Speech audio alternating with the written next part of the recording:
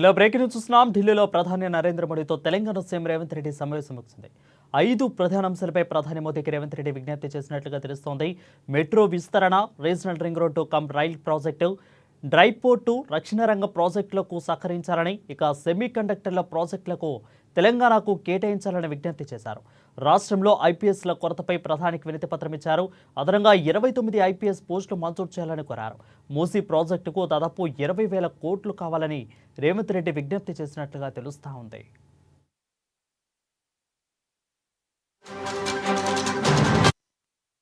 ఇక ప్రధానితో సమావేశం అనంతరం రేవంత్ రెడ్డి మాట్లాడుతూ 5 రాష్ట్ర విజ్ఞప్తులను కేంద్ర కేబినెట్ ఆమోదం అవసరమని స్పష్టం చేశారు. కేబినెట్ ఆమోదం తీసుకోవాల్సిన బాధ్యత కిషన్ రెడ్డి, బండి సంజయ్‌దేనని అన్నారు. ఈ 5 ప్రాజెక్టులు సాధించుకుని వస్తే కిషన్ రెడ్డికి గండ పెండేరం తొలగుతానని అన్నారు.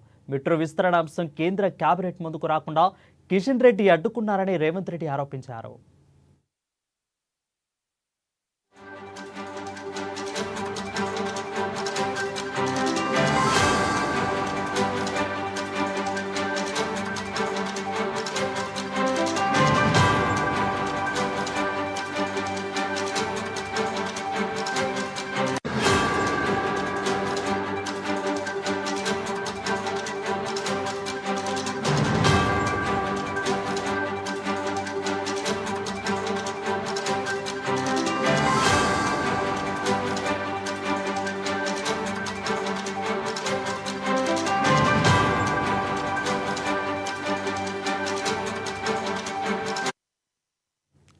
ఇక ఢిల్లీలో ప్రధాని నరేంద్ర మోడీతో తెలంగాణ సీఎం రేవంత్ రెడ్డి సమావేశం ముగిసింది. 5 ప్రధాన అంశాలపై ప్రధాని మోదీకి రేవంత్ రెడ్డి విజ్ఞప్తి చేశారు.